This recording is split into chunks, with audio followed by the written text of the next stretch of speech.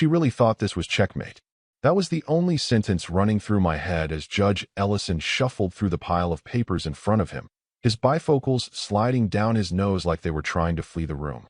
It was the fourth day of testimony, of cold glances, posturing, and performative sighs from Dana's lawyer, a guy named Wexler who wore a $4,000 suit and a face that always looked like he smelled something faintly beneath him. Dana hadn't looked at me once, not since this circus began. Not when they played up the emotional toll of our marriage. Not when her best friend fabricated some nonsense about my controlling nature. Not even when Wexler theatrically passed around pictures of our home, labeling it hers like I'd been some squatter with a lucky toothbrush. And now, she leaned forward. Just enough for her hair to fall behind her ear. Just enough to whisper something smug to Wexler. Then she looked up, straight across the courtroom at me, and smirked. Her lips barely moved. "The prenup is ironclad," she mouthed.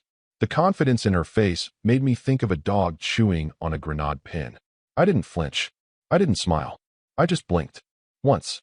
Judge Ellison finally looked up and adjusted his glasses. "Mr. Harding, you've been quiet throughout these proceedings. Do you have any closing remarks before we recess for the final review?" I stood slowly. No rush. No dramatics. The creak of my chair was louder than anything I said. I walked to the front of the room, calm as a man ordering coffee. Wexler looked at me like I was about to whine about golf clubs or my shaving cream collection. Instead, I opened my folder. One piece of paper. One paragraph. Highlighted in yellow, barely even fancy. I didn't say a word. I didn't have to. I just turned it toward the bench and slid it forward. Judge Ellison leaned in and began reading. Wexler craned his neck to see, and when he spotted the text, something in his face cracked. Not confusion. Not annoyance. Fear. Not for him. For her. He stiffened like a corpse and turned to Dana with a sudden, involuntary jerk. His lips twitched. He didn't say anything at first. Just grabbed her wrist tightly and whispered something too soft for the microphones. Her smirk faltered. Dana turned to me then, for the first time in days. Eyebrows tightening. Confusion creeping behind the armor of her courtroom makeup. "What is it?" she hissed at Wexler. He didn't answer. Just shook his head slowly. I finally spoke, my voice clear and quiet, the kind that forces people to lean in. "It's on page 7, clause 7C. You should read it." Judge Ellison cleared his throat. He looked back down at the page, then flipped through the attached exhibits. Slowly, methodically. "Clause 7C. He repeated, mostly to himself, as if testing it on his tongue. "In the event of marital infidelity involving undisclosed financial transactions, the entirety of marital assets reverts to the non-offending party." He looked up, eyes sharper now. "Is this your signature, Mrs. Harding?" Dana blinked. "What?" "Yes, but—" "And the financial records attached, these are verified?" Wexler didn't answer. He was too busy scanning the documents like a man seeing his own obituary. He looked up once and asked, quiet, urgent, barely above a whisper. "The house, the accounts, what did you do?" Dana turned pale. I stayed quiet. This wasn't a soap opera. I wasn't going to gloat or monologue. I'd spent 2 years preparing for this moment. I wasn't going to dilute it with noise. I returned to my seat. On the other side, Dana's hands were shaking now. Wexler tried to regroup, asking for a brief recess, his voice cracking like a high school debater who just realized his notes are out of order. Judge Ellison granted it. As soon as they stood, I saw it. The mask fell. Dana looked at me with something that finally resembled honesty. Not the performative scorn of the last 4 days. Not the Ice Queen routine she'd been perfecting since the mediation phase. No, this look was raw, desperate. And for the first time in our entire marriage, she finally understood what silence meant. Not indifference. Not defeat. Preparation. 2 years earlier, we were sitting across from each other in the office of a boutique family law firm. One of those places that smelled like leather and quiet judgment. Dana was all smiles, sipping from a reusable bottle that probably cost more than my monthly utilities back then. Her freshly manicured nails tapped impatiently against the armrest. She hated waiting, even more than she hated being questioned. "Don't take it personally," she said, without even looking up. "A prenup just makes sense. It's not about you. It's about me protecting what I had before us. Just being smart." Of course. She used that phrase a lot. Just being smart. Like when she streamlined my office space to convert it into her walk-in closet. Or when she suggested we move her money into an us account for tax efficiency. And especially when she shut down any talk about kids. Let's not be reckless, Thomas. Let's be smart. Dana believed she was smarter than me. She confused extroversion with intellect, speed with accuracy, control with wisdom. So I nodded, smiled, signed the intake forms with her. But that night, I stayed late at the office. I didn't sleep. I didn't pace. I wrote 31 clauses. Simple language. Mutual protections. Split property rights. Separate inheritances. Clause 7C was just one line, nestled between the retirement plan summary and the joint liability section. In the event of marital infidelity involving undisclosed financial transactions, the entirety of marital assets reverts to the non-offending party. No legalese. No smoke. No mirrors. Just precision. It wasn't hidden. It was just invisible. The kind of thing you miss when you skim with arrogance. The kind of thing lawyers miss when they assume they know what to look for. Her lawyer? Some mid-tier fixer named Arnold Halloran. Big talker. Built like a surgeon. He gave the draft a 2-day turnaround and never even called to clarify a single line. I could tell from the way he handed it back, paper-clipped, barely annotated, that he hadn't read past page 5. He probably saw the clean formatting and assumed it was boilerplate. Dana signed it while FaceTiming her sister. Of course I trust him, she said, laughing at something off-screen. It's not like I'm marrying a con artist. I signed my copy a full day later at home. Quietly. Carefully. Then I locked the final PDF in a password-protected archive with a hashed backup on a separate drive. I didn't think I'd use it. Not then. But I knew she'd test me eventually. Dana didn't like boundaries. Not ones she didn't draw herself. And sure enough, the shift came quicker than I expected. It started small. A weekend wellness retreat that turned out to be in Miami, not Sedona. A few missed receipts in our monthly reconciliation. Then a sudden fascination with private investing, usually pitched through some friend of her cousin's new boyfriend. And I said nothing, because I wasn't going to interrupt her. I was going to let her walk into it. What she didn't realize was that while she thought the prenup was a wall she built around herself, it was actually a corridor. One I designed. One with only one door, and she was walking toward it in heels. I scheduled a review with a different firm 6 months after she signed it. A friend of mine from college, now a partner at a white-glove asset litigation firm, walked through every line with me. When he got to Clause 7C, he chuckled. You know this is enforceable, right? That's the idea. She really signed this. She skimmed it. He shook his head. You're either a genius or a psychopath. I just smiled. Can't I be both? And still, I didn't act. I waited.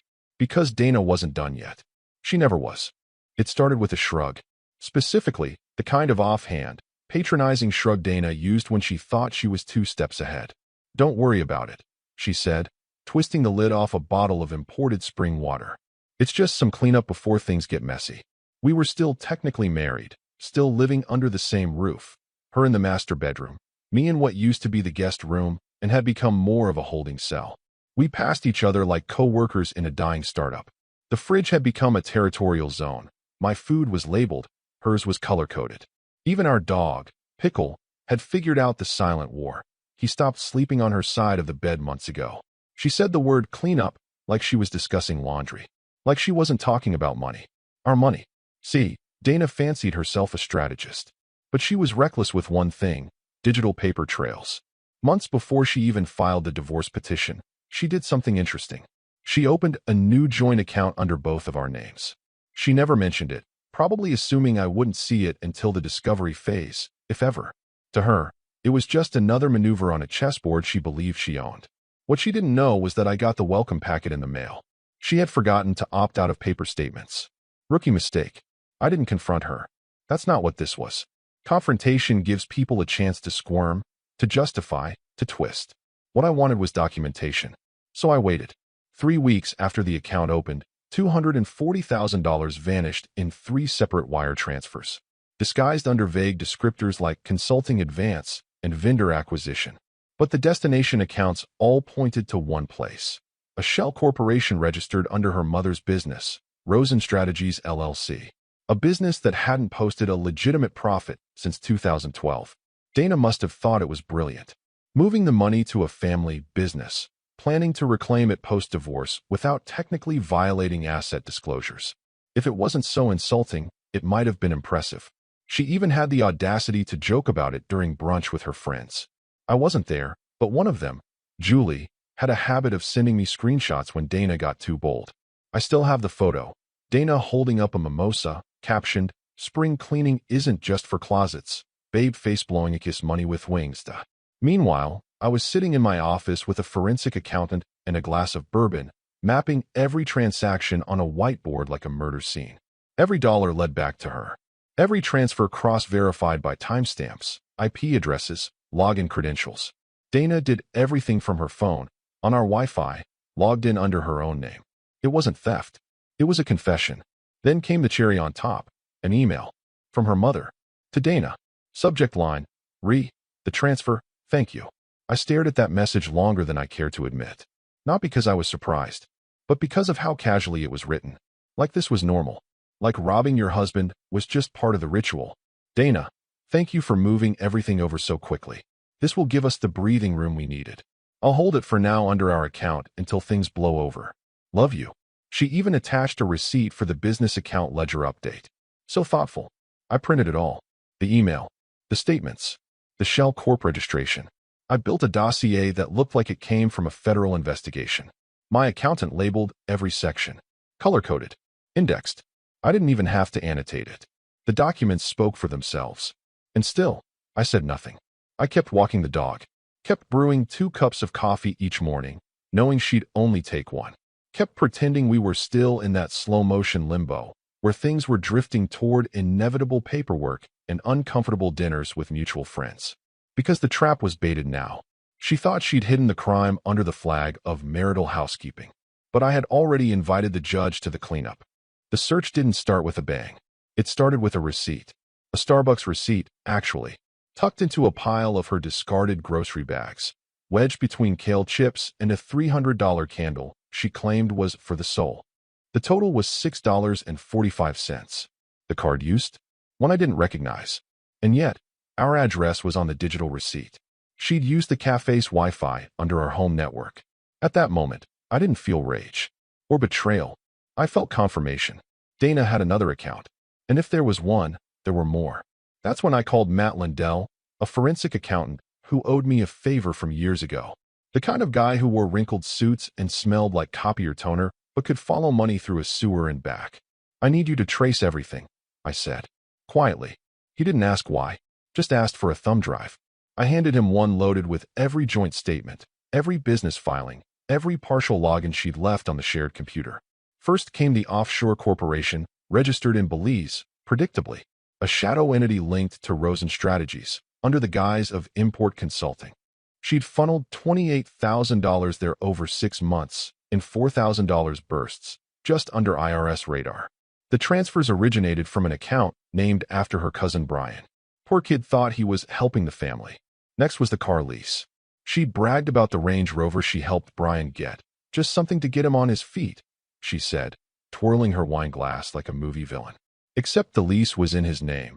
The payments were made through her Shell LLC, and the insurance? Paid from the bridal photography fund. She told me she closed 2 years ago. Matt found the crypto last. A mix of Ethereum and some meme coin I'd never heard of, Shibmaster or something equally idiotic. She thought it was untraceable. It wasn't. She used her usual alias, D.M.Harding82, which just so happened to match her Pinterest username, and her Uber profile, and the Netflix account she set up for her mother. People leave fingerprints everywhere. Dana left financial footprints in concrete.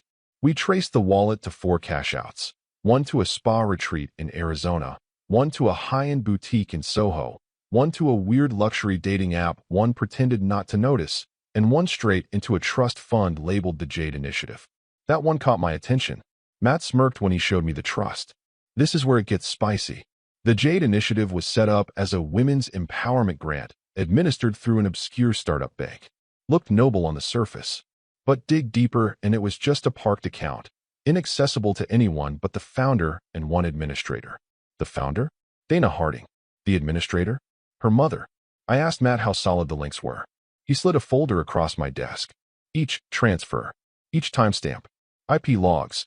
Device IDs. Login locations. One even pinged from your Wi-Fi while she was supposedly getting groceries. If a judge doesn't believe this, they're blind or bought. The thing about Dana, she didn't steal because she needed the money. She stole because she thought she was too smart to get caught. She'd built her own little empire of lies, supported by fragile names and fake companies, assuming the sheer complexity would bury the truth.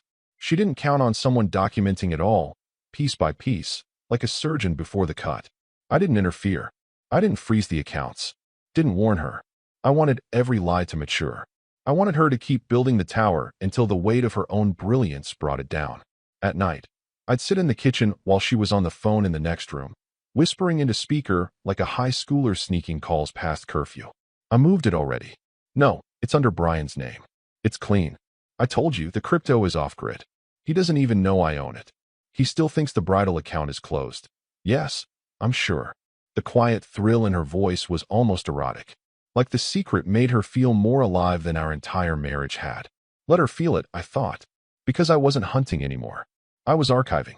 Every transaction, every login, every screenshot, placed carefully into a growing file, time-stamped, notarized, backed up 3 different ways. This wasn't just proof. It was a eulogy. It was a Thursday. Cold, gray, the kind of sky that makes everything feel like a funeral even when nobody's died yet. I chose the coffee shop carefully. Not too quiet, not too crowded, just enough noise to make it neutral ground. I got there early, took a seat by the window, ordered a black coffee and a biscotti I had no intention of eating. When she arrived, she didn't sit down immediately. She just stood there, one hand on her hip, sunglasses still on inside like some kind of washed-up influencer. You said this was urgent, she snapped, sliding into the chair across from me like she was doing me a favor. She didn't remove the sunglasses. Didn't even look me in the eye. I didn't respond right away. I let her marinate in the silence. She finally sighed. Thomas, I really don't have time for another guilt trip. If this is about the house. It's not, I said. She raised one eyebrow. Then, I just want you to make sure your lawyer reads the entire prenup, I said calmly. Start to finish. No skimming. She scoffed so loudly 2 tables overturned their heads. Seriously? You dragged me here for that. I didn't answer. She leaned forward, her voice low and loaded with venom. You're not going to get a dime, Thomas. Not the house. Not the accounts. Not even the dog. I'm not asking for anything, I said. I'm asking you to read. Dana's mouth curled into a smirk. Not the playful kind. The one she used when she wanted to humiliate someone gently, like a cat playing with a dying mouse. We've got this covered, she said, pushing back her chair and standing up. My attorney is very thorough. I nodded. I'm sure he is. She left without saying goodbye. 24 hours later, I got the email. Subject line, your concern. From Arnold Halloran. Thomas, appreciate your suggestion, but rest assured, we've reviewed the prenup in full. You may want to prepare your disclosures accordingly. We'll see you in court. Best. Arnold Halloran, ESQ. There it was. Confirmation. They hadn't seen it. They thought they'd won before the game even started. I closed the email, leaned back in my chair, and exhaled, not out of relief, but out of resolve. That was the precise moment I stopped thinking of this as a divorce and started thinking of it as an execution. In Dana's mind, she was already on the beach somewhere with my money, her name on the deed, sipping cocktails paid for by my quiet compliance. She'd tell her friends I'd just folded, that I was too weak to fight, maybe even call me pathetic. She always underestimated quiet. 2 days after the coffee meeting, she transferred another $8,000 to Rosen Strategies. Matt flagged it instantly. He even called me. She's doubling down. Good, I said. Let her. The deeper she sank into her own illusion of victory, the harder she was tying the noose. She was out there playing poker with my cash, bluffing hard, smiling like a woman who knew the river card before it hit the table. But I wasn't bluffing. I didn't have to be. The next week, she met with Wexler and started her court prep in earnest. I knew because Julie, the same brunch friend who leaked the mimosa photo, texted me. She's giddy. Said her lawyer's going to burn your financial life to the ground. Her words. Burn it? I'd already doused it in kerosene. She just hadn't found the match yet. Meanwhile, I updated my dossier. Every new transfer. Every side whisper. Every click she thought was untraceable. Clause 7C was sitting quietly on page 7, highlighted, annotated, time-stamped. I'd printed 10 copies. Found them. One for the judge. One for my attorney. One for Dana. The others? Insurance. Dana never noticed the shift. She thought I was avoiding eye contact because I was scared. She thought my silence was guilt. She told a mutual friend. He's not fighting because he knows he'll lose. It's kind of sad. Sad. No, it was deliberate. Because when the wave comes, it's not the yelling that saves you. It's the man who already knows how to swim. Courtroom day 4. The air is thick with ego and citrus-scented wood polish. Dana's team is at full strut, tailored, coiffed, caffeinated. You'd think they were pitching a startup to venture capitalists, not dismantling a marriage. Her lawyer, Wexler, paces like he owns the building, his voice smooth as lacquered mahogany, narrating the financial statement as if reading a bedtime story to the judge. Which brings us to the joint assets, Your Honor. As itemized in Exhibit E, we've disclosed all liquid holdings, real estate, and jointly accrued debt. All accounted for and signed. He ends with a bow of the head, the kind that suggests case closed, and hands the judge a pristine white binder with gold tabs. I recognize Dana's handwriting on one of the dividers, property, hers, underlined twice. I don't speak. I don't move. The judge nods politely and begins flipping pages. The gallery is quiet. Even the court clerk has stopped typing. Wexler leans back like he just landed a triple axel. Dana crosses her legs the way she always did when she thought she had the upper hand. Right ankle hooked behind the left, foot twitching like a metronome of smugness. The statement is a masterpiece of omission. I know it by heart. I've already dissected it with my accountant. Not listed, the Belize account under Rosen Strategies. Not listed, the $42,000 in crypto split across 4 cold wallets. Gifted to a cousin who once asked me how to spell Ethereum. Not listed, the BMW leased under her mother's business, but paid monthly by a shared trust Dana opened and promptly forgot to close. Not listed, the vacation condo in Scottsdale, conveniently titled under her mother's name, but furnished and maintained through a series of Venmo transactions labeled as medical reimbursements. 6 accounts. All dirty. All traceable. All excluded. I say nothing. Wexler keeps stealing glances at me, waiting for the storm. He's expecting drama. Outburst. Resistance. He's still thinking I'm the desperate husband trying to cling to his half of the spoils. He doesn't realize I'm not in the same game anymore. The judge raises an eyebrow. Mr. Wexler, are you certain this is a complete disclosure of marital assets? Wexler, cool as a corpse, nods. Absolutely, Your Honor. It has been thoroughly vetted. Every dollar is accounted for. The judge pauses, looks at Dana, then at me. Mr. Harding, do you have any objections at this time? I stand, but I don't object. I just walk, calmly, slowly, to the front of the courtroom. I reach into my case and pull out a folder. It's not gold-tabbed. It's not leather-bound. It's plain, manila, the kind of folder someone would overlook unless they knew exactly what was in it. I place it on the table, open it to a single page. No theatrics, just precision. The room tightens. Even the bailiff leans forward a little. The judge peers over his glasses, then gestures. I turn the document toward him and slide it across. Page 7, Clause 7C, I say softly. And supporting documentation tabbed behind. The moment stretches. The judge starts reading. Wexler leans forward and then freezes. Like something just kicked him in the ribs. Dana's smile is gone.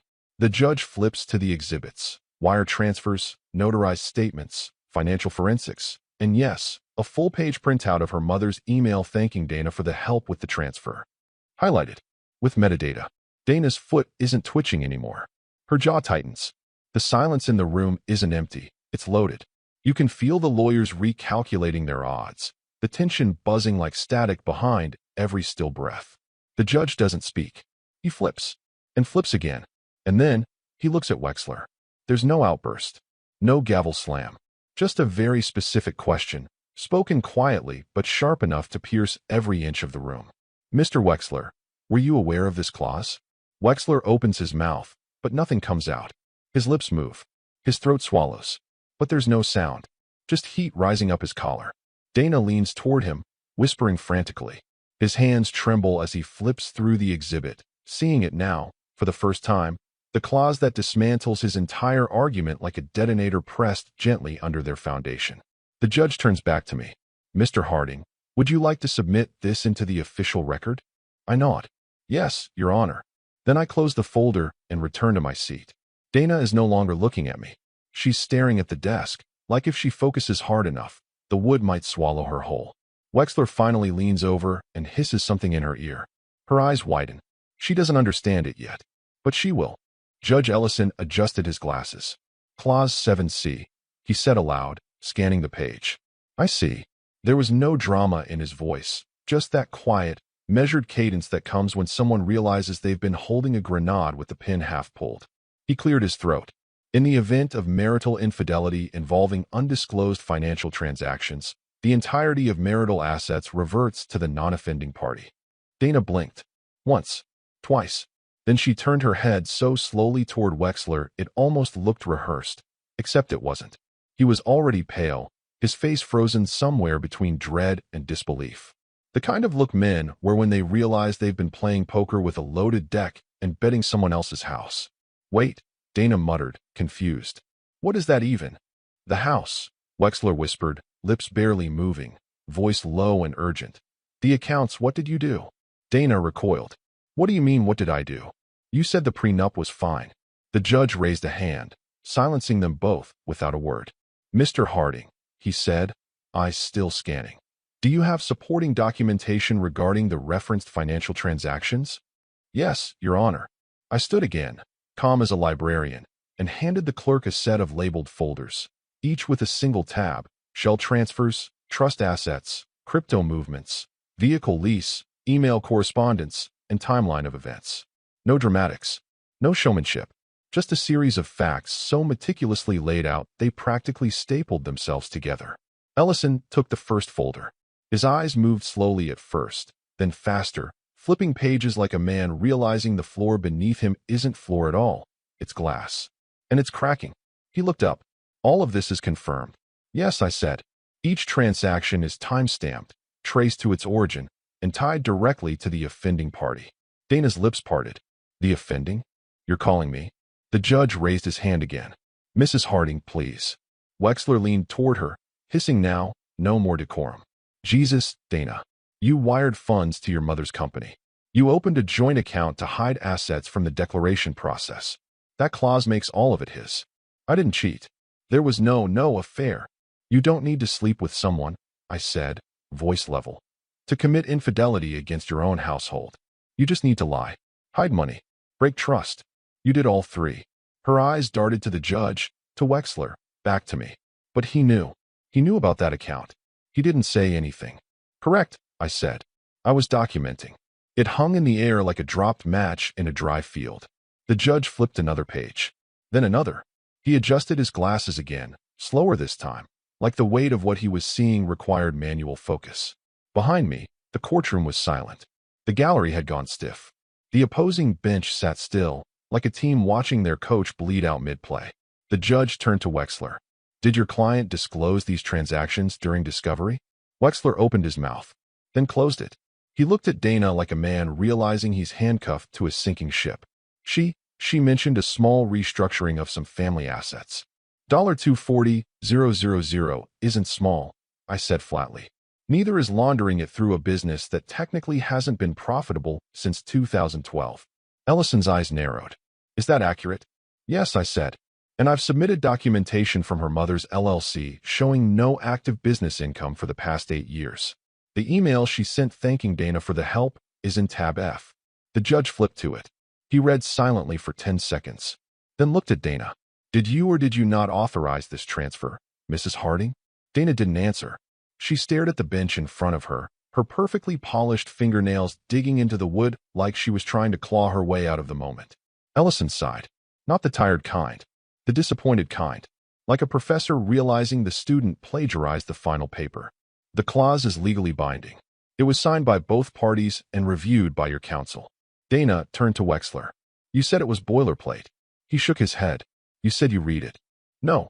You were supposed to read it, she hissed. My paralegal scanned it for red flags. I sat back down. I didn't need to say another word. The damage was done. Every asset, real estate, retirement, brokerage, trusts, was now in play under a clause she had dismissed as just filler. One sentence had just set her financial life on fire. And the lighter fluid? She poured it herself. Dana looked at me, eyes wide, breath shallow. Not angry, not even defensive. Afraid. For the first time in her life, Dana was afraid. Not of me, of what she signed.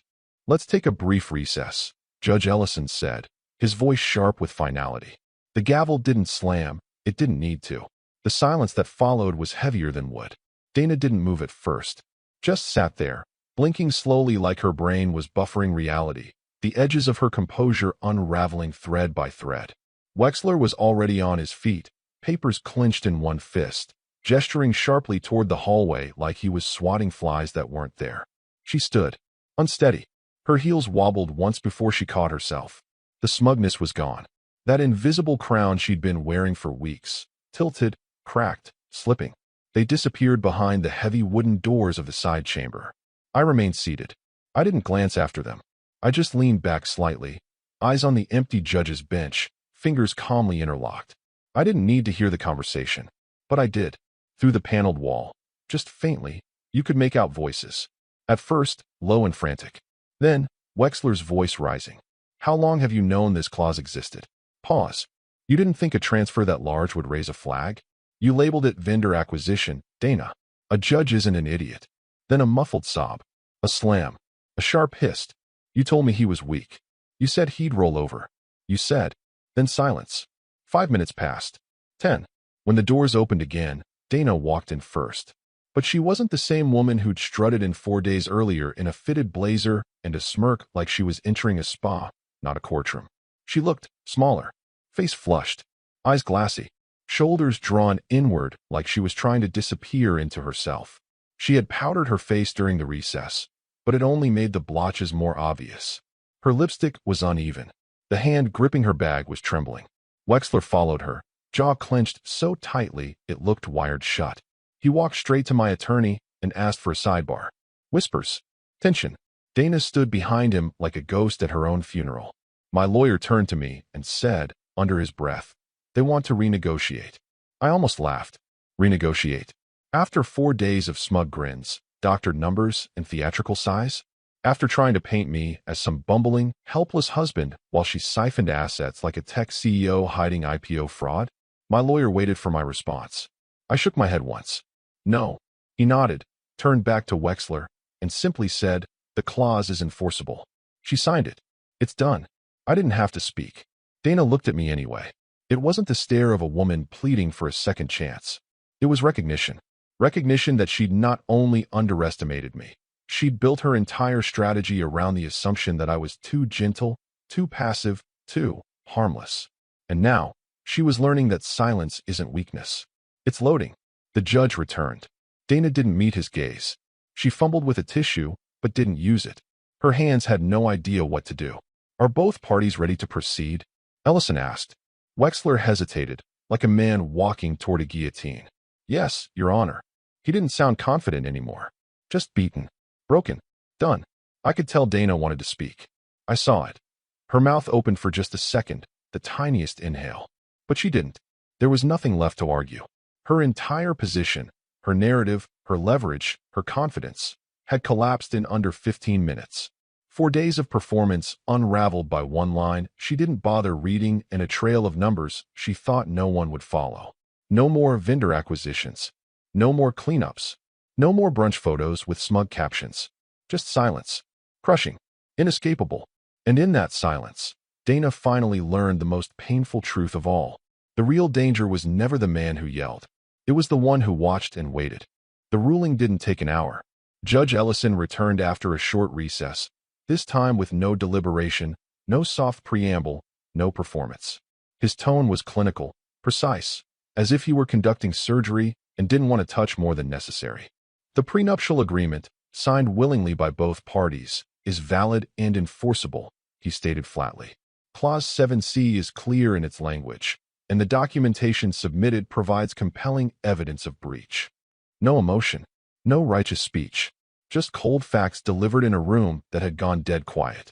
Therefore, he continued, flipping a single page, the court awards Mr. Harding full retention of all marital assets, including the primary residence, the joint retirement and investment accounts, and the business property registered under Harding and Roth Holdings.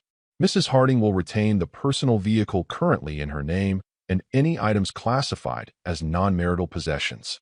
Dana didn't blink. I don't think she could. The words came like ice water, fast, numbing, irreversible. The car. That was all she had left. Not the house she'd remodeled to her liking.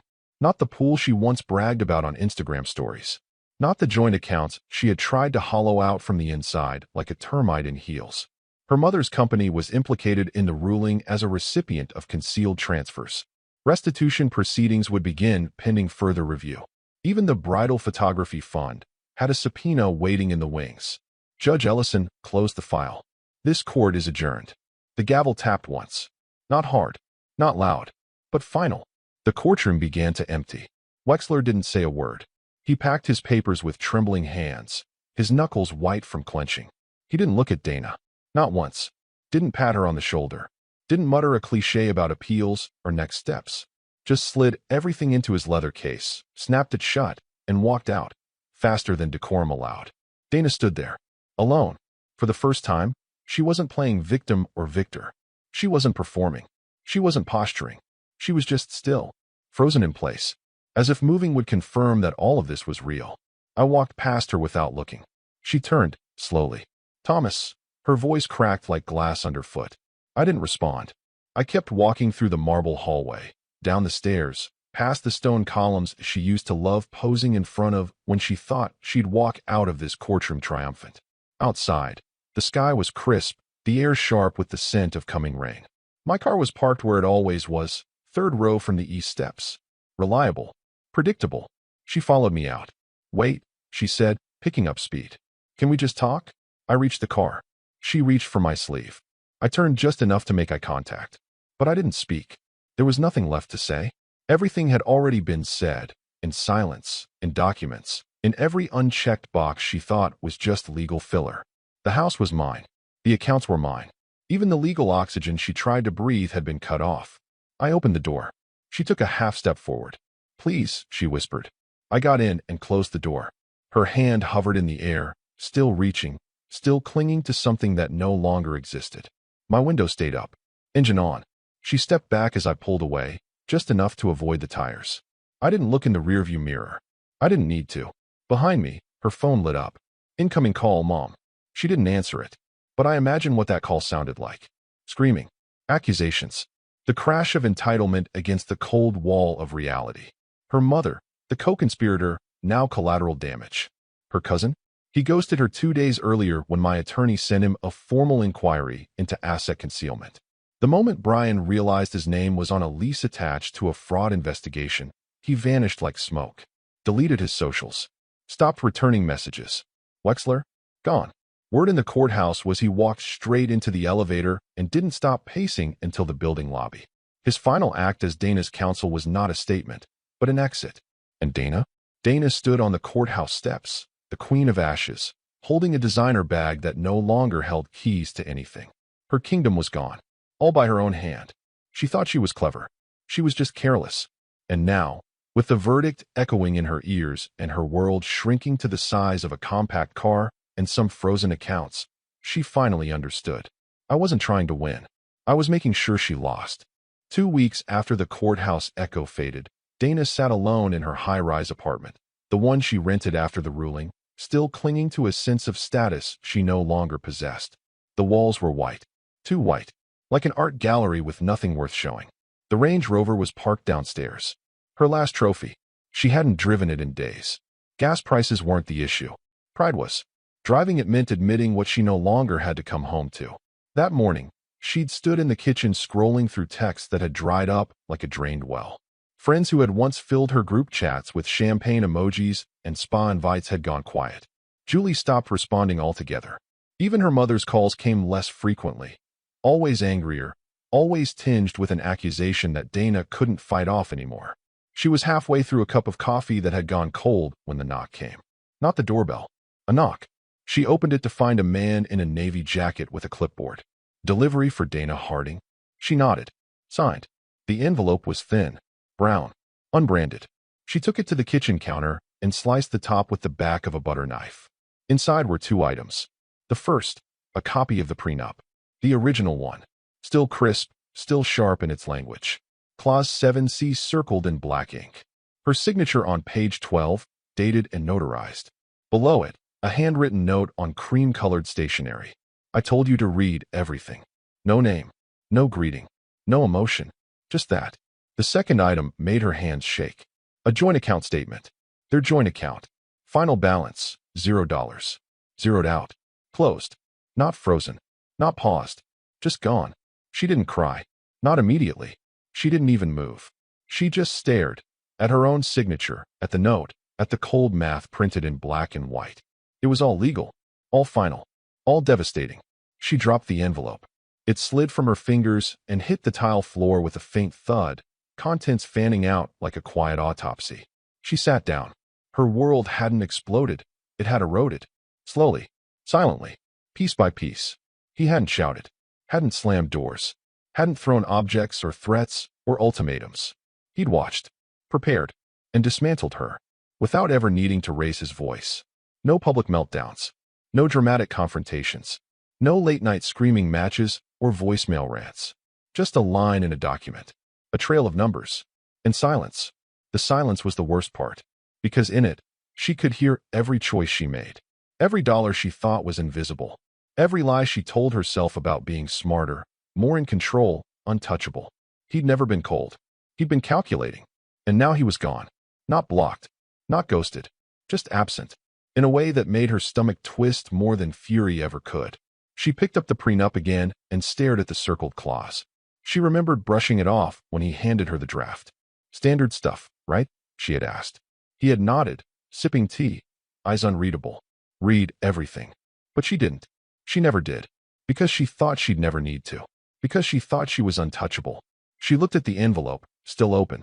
No return address. No initials. Not even a signature.